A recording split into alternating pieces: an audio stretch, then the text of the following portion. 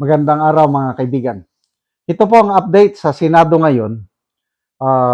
Nagdesisyon na ang Senado na yung mga NBI agents na pumasok sa compound na nagtangkang arestuhin si Senator Bato de la Rosa ay na-cited in contempt sila ng Senado. Ibig sabihin, makukulong sila sa Senado ngayong gabi until such time na bawiin ang contempt order ng Senado. Wow! That's good news. Grabe na talaga ang ginagawa ng administrasyong ito. Akala nila lahat na lang pwede nilang gawin. Okay, ongoing ang session sa Senado. Pakinggan natin ang talika. Just while we were passing the motion to hold in contempt the NBI agents, retired Major General Rene C. Samonte, our Sergeant of Arms, gave me this May 11, 2026 for Senate President Alan Peter S. Cayetano, sir, as directed herewith is the sequence of events as the reported assault on Senator Ronald de la Rosa. Earlier this morning, 0700 hours, NCR Chief Attorney Dong Gallo made a call to the undersigned to coordinate an arrest order. As per agreement, the supposedly arrest should be effected when the warrant of arrest is presented as per guidance of former Senate President Vicente C. Soto. On or about 2 p.m., the warrant of arrest was shown to the former Senate President in the presence of the undersigned, but copies were not allowed to be distributed. Truly yours. So, the investigation will bear out what happened. The point I want to make is that even assuming fully coordinated yung arrest warrant, they should have approached Senator Bato or approached the Sergeant at Arms, given a copy of the warrant and negotiate his surrender because they are in Senate premises. Pero instead, nakipaghabulan sila. Hinabol nila, they attempted to stop Senator Bato from attending the session. Even ordinary arrest, konsihal, vice mayor, even SK, when they're in session, usually yung police pupunta doon, mag-propose, i-coordinate sa presiding officer, sasabihin ito ang warrant of arrest. So we cannot excuse yung paghahabol or yung habulan inside the Senate premises. Now, as to whether the NBI is justified, whether there are any criminal laws violated, whether there are administrative laws, we will wait for the investigation. So we are holding them in contempt precisely because of the actions they've taken and the manner in which they tried to not arrest it, but to prevent Senator Bato from reaching the Senate plenary hall.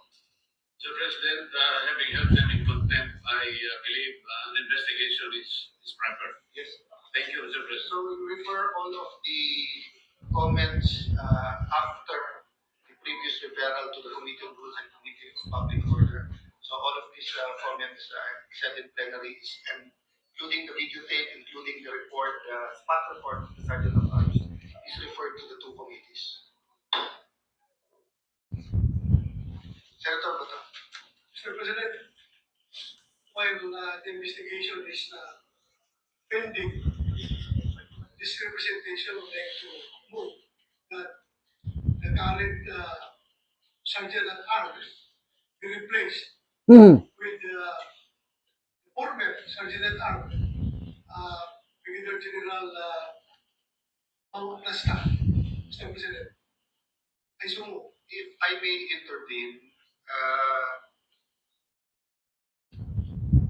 I appreciate your immediate action, Sergeant at Arms, and I had a couple of sidebars this afternoon, and I think this is my only interaction with you, except for bumping into you. He's been very candid. He's acted on it right away, but just given the situation now, I tend to agree with Senator Bato that in the meantime, we have an acting Sergeant at Arms, but if the good General can continue assisting the Senate. Your service is very much appreciated, but I think it will also protect you from future. Before we decide on the motion of Senator Bato and Senator Marcoleta. So my point is that the motion of Senator Bato, in my view, does not reflect on your actions, but is really in the nature of like when we have preventive suspensions. It's just to make sure that everything is in order while the investigation is ongoing. Senator Marcoleta.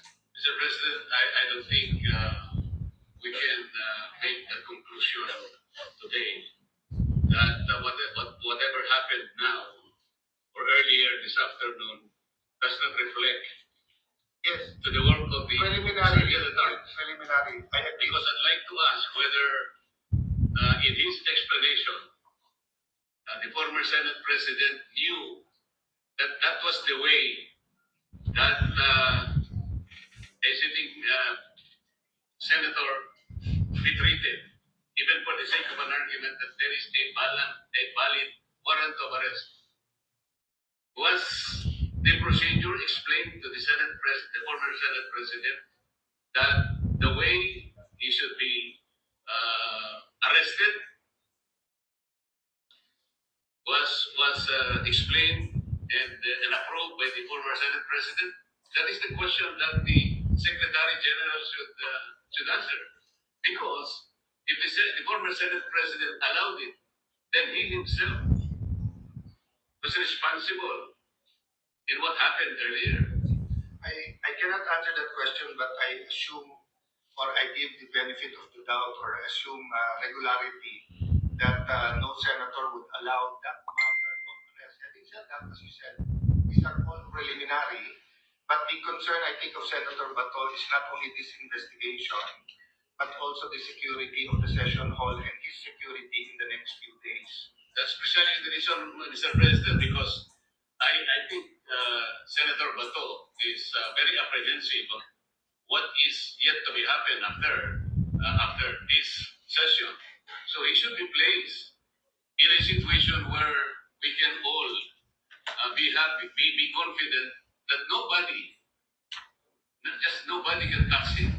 I agree, Senator Marcoleta, and I make myself It is now in the hands of the Secretary General. Considering that we already moved and we already resolved that he be given protective custody. So the NBI has a director.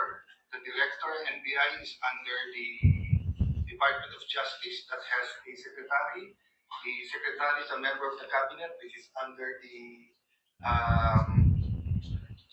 which is the alter ego of the president, but we have an executive secretary, president, so I will make myself available for the discussion and for their legal point of view. But one thing I will make clear, that it is in contempt of the Senate to execute their warrant in the manner that they did so.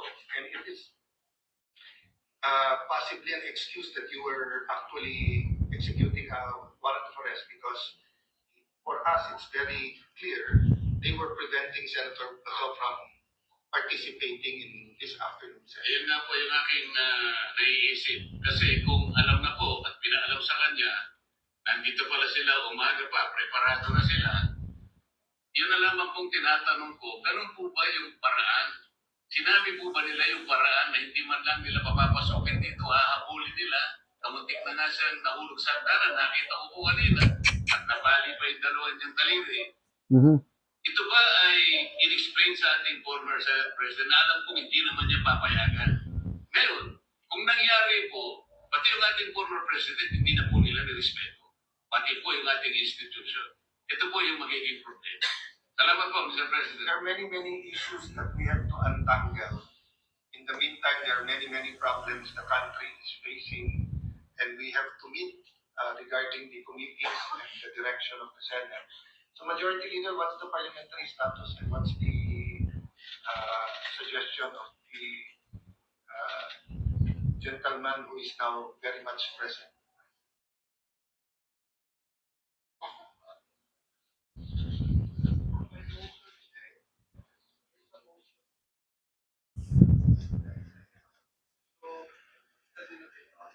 Okay, so yun na cite in contempt ang mga NBI agents na nagtangkang arestuhin si Senator Bato at yung Senate Sergeant at Arms, isang retired Major General, nakalimutan ko ang pangalan, is pinalitan ng yung dating Sergeant at Arms.